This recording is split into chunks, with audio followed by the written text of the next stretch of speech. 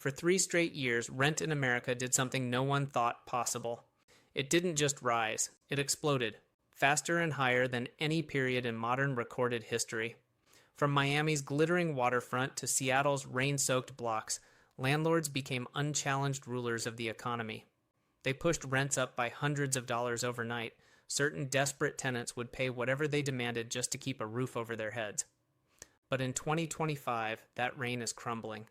Cities that once sparked bidding wars over studio apartments are now suffocating under waves of vacant units. For the first time in over a decade, rents aren't just stalling, they're plummeting.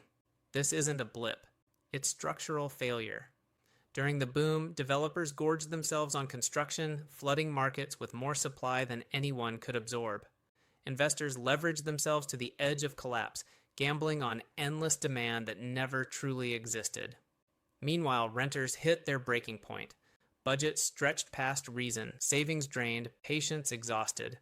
Now in metro after metro, prices are collapsing in double-digit freefall. Concessions once reserved for recessions are back as standard practice. Free months, waived fees, cash incentives. Landlords are in full retreat. Tenants walk away from renewals without fear. And the power structure of American housing is being rewritten in real time. What you're seeing isn't a routine market adjustment. It's the unwinding of a decade-long bet that housing could defy economic gravity forever. Austin didn't just rise, it detonated. Between 2020 and 2023, Texas's capital morphed into a tech pilgrimage site. Burnt-out coders fleeing California taxes, venture capitalists hunting the next unicorn, billion-dollar companies abandoning Silicon Valley for lower costs and looser regulations, all of them converged on the same city. Austin plastered itself across every headline as the new innovation hub. Construction cranes turned the skyline into a steel forest. Luxury high-rises seemed to appear overnight. Landlords raised rents with the swagger of people convinced the gold rush would never end. In 2025, reality has delivered a vicious correction. Average rent has cratered 14% year over year, the steepest collapse in the entire Sun Belt. Those pristine apartment towers built during the frenzy now sit half-occupied, their amenity decks and rooftop pools hauntingly silent. Developers who bragged about year-long waitlists are hemorrhaging desperation. 3 months free rent, security deposits erased, concert tickets and gym memberships thrown in just to make units remotely attractive. The tech boom that built Austin also broke it. Mass layoffs at Meta, Oracle, Tesla, and dozens of startups ripped through the city. The high-earning professionals who fueled rent growth vanished.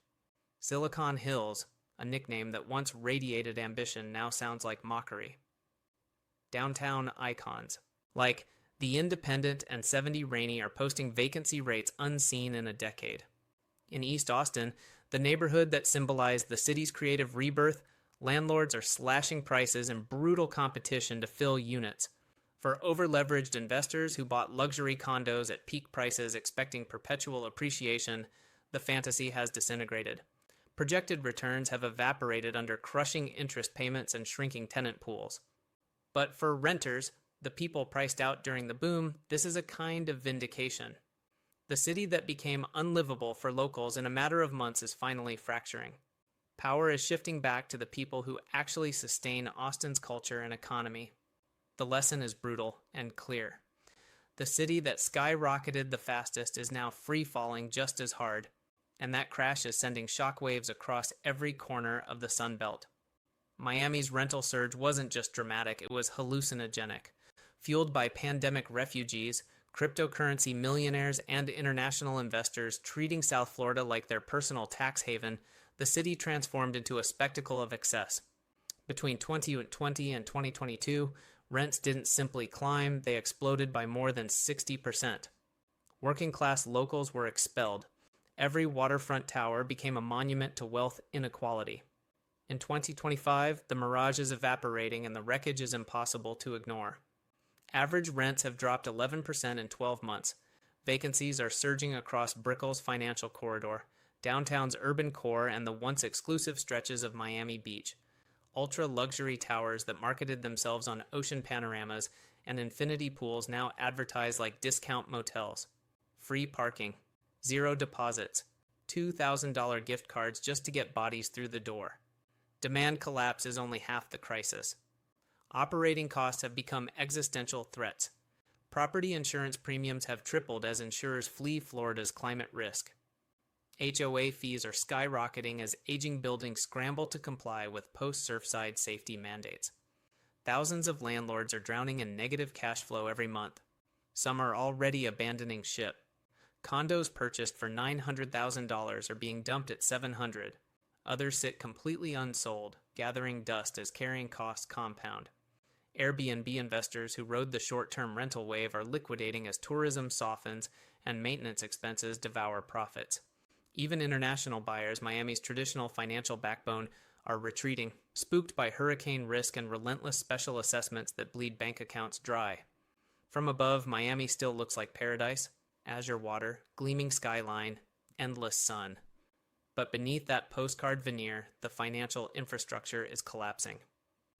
Miami has become the textbook case of what happens when speculation overwhelms sustainability, when luxury detaches from economic reality.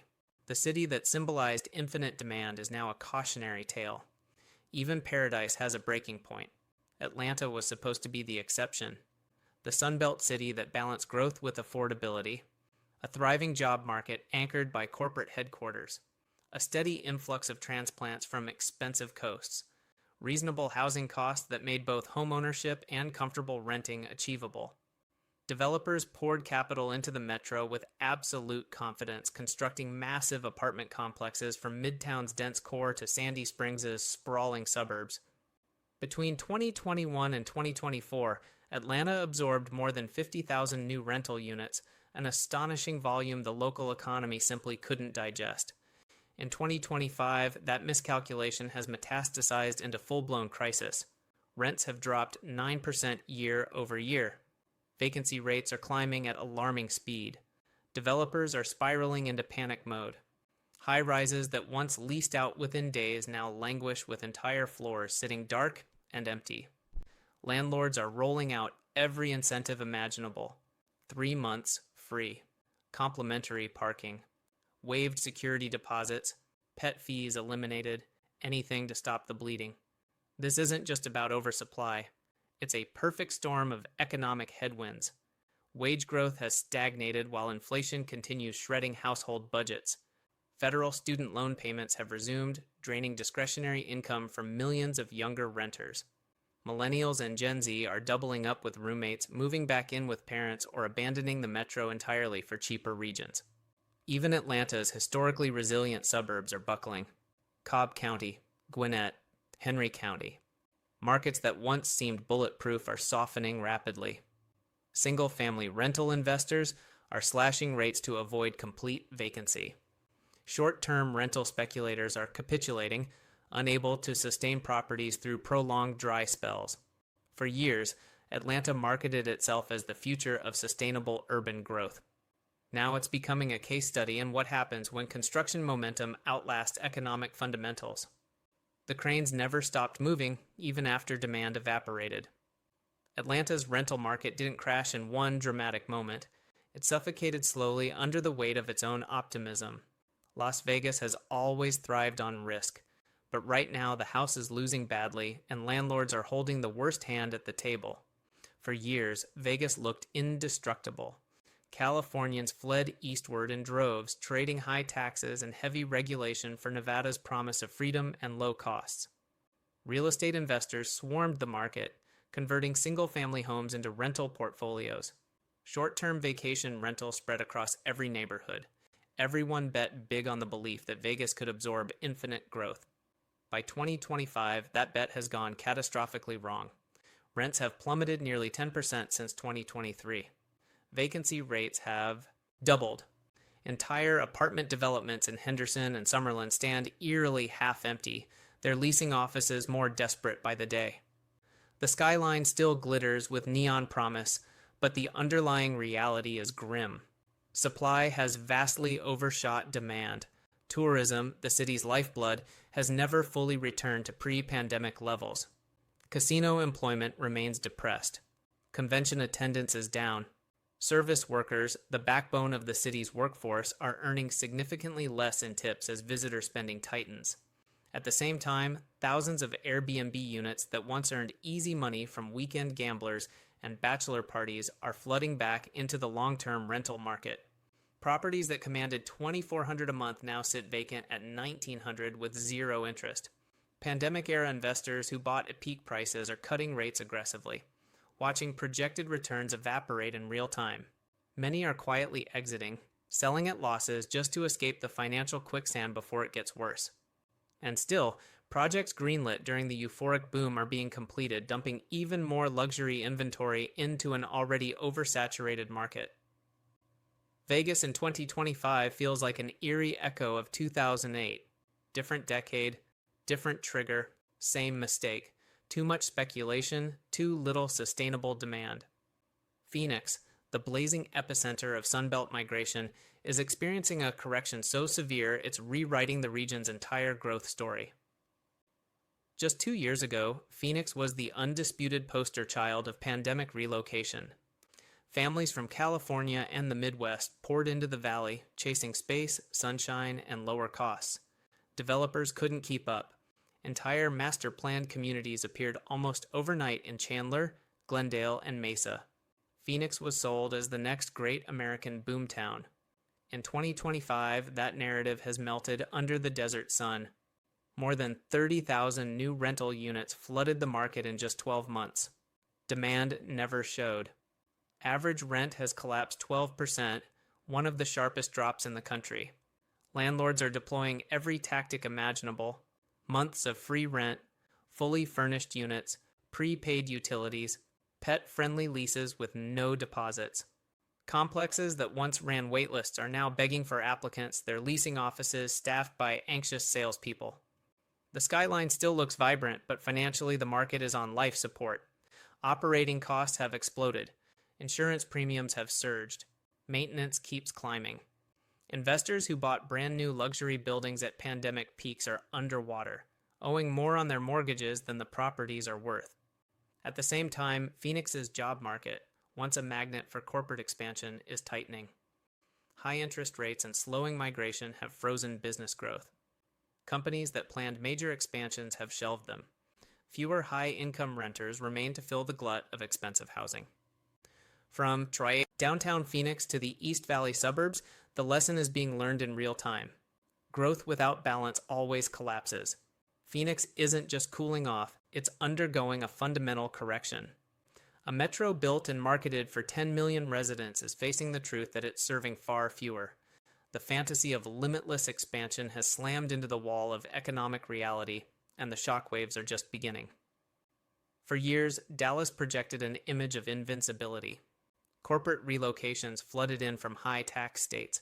Young professionals swarmed uptown's nightlife and walkable neighborhoods. Suburban sprawl pushed outward without end. The city branded itself as Texas's economic engine, a perpetual motion machine that couldn't stall. Developers and investors absorbed that confidence and ran with it, convinced Dallas would swallow infinite supply. In 2025, that certainty is gone. Rents in Uptown, Plano, and Frisco have dropped around 10%. Class A apartment vacancies have spiked to their highest level in more than a decade.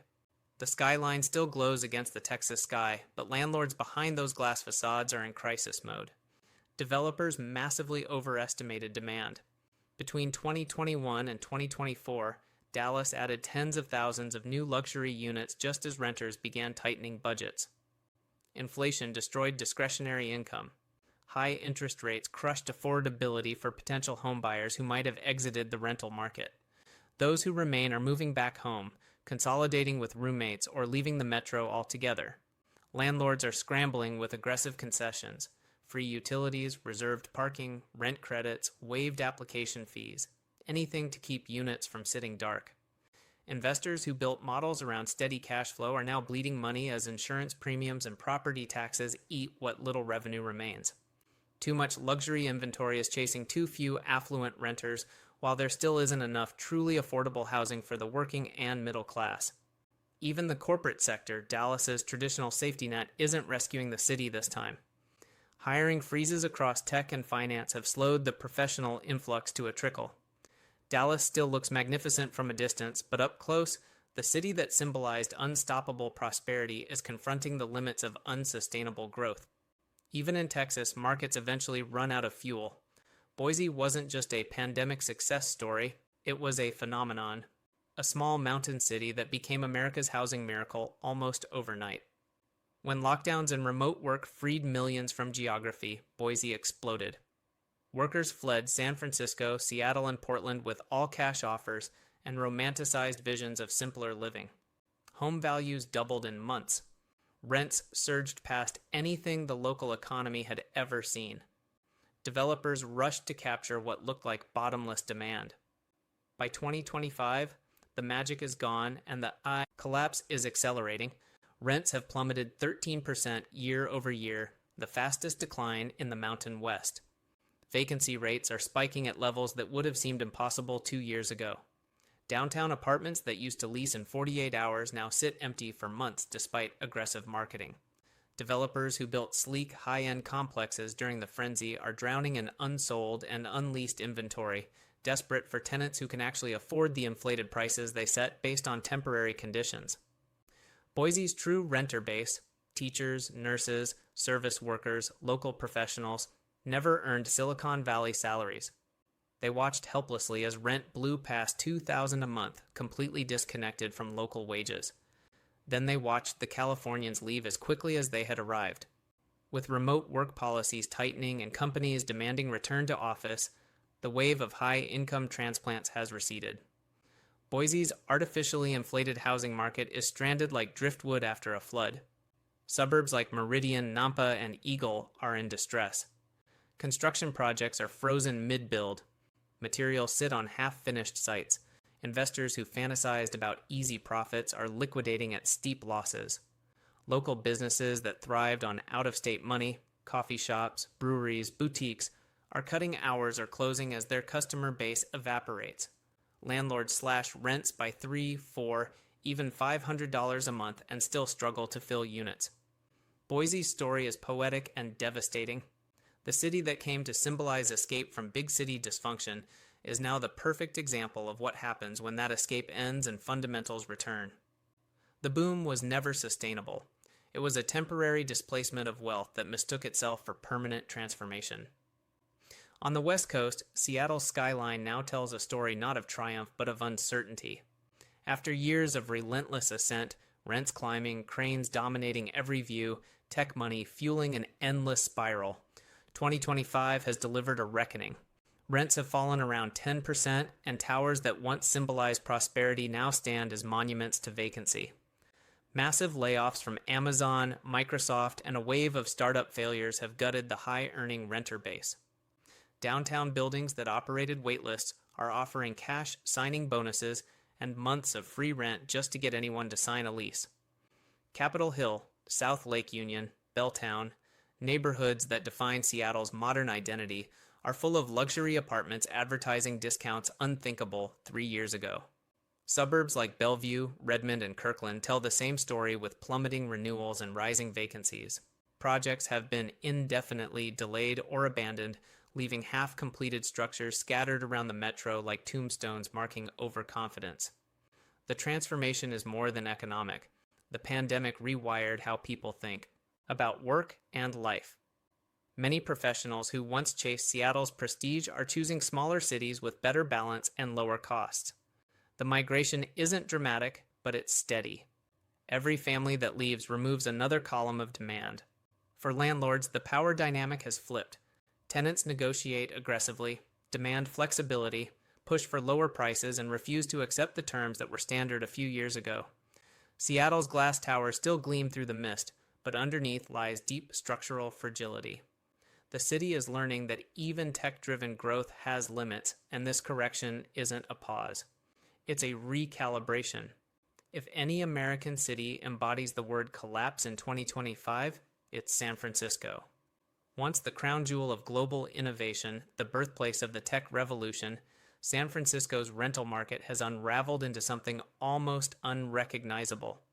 Rents have cratered 15% year over year. Downtown vacancy rates have shattered historical records. Luxury high-rises that once demanded $4,000 a month now sit largely empty, even at $3,000 with heavy incentives. The tech worker exodus never reversed. Remote work, initially seen as temporary, has hardened into permanent policy. Downtown, once pulsing with energy, has become a canyon of silent glass and steel. For-lease signs blanket entire blocks. Landlords who bragged about passive income are begging for tenants. Property taxes remain punishing. Maintenance costs have doubled. Insurance premiums have skyrocketed. Investors who bought at the top are trapped, unable to refinance without massive losses. Worse than the numbers is the shift in perception. Street-level crime, visible homelessness, and a declining quality of life have driven renters away. Many have relocated to Sacramento, Austin, or smaller cities that offer more space and stability. Restaurants, bookstores, galleries, and boutiques that define San Francisco's character are closing, leaving cultural voids. Even the city's tech identity is fading as major companies relocate headquarters to cheaper states. The city that set the price ceiling for American housing is now showing how far and fast a market can fall when livability breaks down. This isn't a temporary setback. It's a fundamental restructuring written in vacant apartments and darkened storefronts. At the very top of the collapse, the empire that always seemed invincible is revealing cracks. For generations, New York City's rental market was treated as an unbreakable force of nature. No matter the crisis, demand returned. But in 2025, that myth is crumbling. Average Manhattan rents have dropped 12%. Brooklyn and Queens are down as much as 15%. For the first time in living memory, renters hold real negotiating power. Concessions are everywhere. Months of free rent, waived deposits, luxury upgrades thrown in. Developers catastrophically overbuilt between 2021 and 2023, assuming New York's wealth and demand were infinite. Now, glittering towers overlook streets that feel emptier than they should. Corporate layoffs across finance, media, and tech have eroded the high-income class that sustained premium rentals. International buyers have retreated, spooked by global instability and aggressive tax policies. Even the ultra-wealthy are pulling back. Mid-market owners are facing brutal refinancing terms. Smaller landlords with older buildings and thin margins are quietly discussing foreclosure. Younger professionals who once would have paid anything for a Manhattan address are leaving for Charlotte, Nashville, Philadelphia, and other cities. The culture and chaos that define New York still exist, but fewer people can, or will, pay the price. The empire of rent has hit its ceiling. The skyline remains iconic, but beneath it, ambition is meeting exhaustion. Across the United States, a quiet but profound revolution is unfolding. For the first time in more than a decade, renters are reclaiming control. The era of bidding wars, blind applications, and ruthless annual increases is ending. It's being replaced by empty units, falling prices, and landlords operating from desperation rather than dominance. This goes beyond price. It's a cultural and economic reset, forcing millions of Americans to reconsider whether renting or even owning makes sense in an economy where costs outpace wages. Developers built luxury because it was profitable, not because it was needed. Investors chased returns while families chased stability. The reckoning everyone knew was coming has finally arrived. Some cities will adapt and recover, others will shrink. But the lesson is the same everywhere. Housing markets cannot defy gravity indefinitely. What you're witnessing isn't the end of American housing. It's the painful birth of something different. A market being forced to remember that shelter is a fundamental need, not just a speculative asset. That homes should be communities first and investments second. That when you build exclusively for profit and ignore the people who actually live there, those people eventually disappear, and they take your market with them.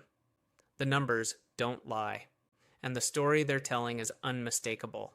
The age of unquestioned landlord supremacy is over. What comes next depends on whether we learn from this collapse or simply wait for the next boom so we can repeat the same mistakes all over again.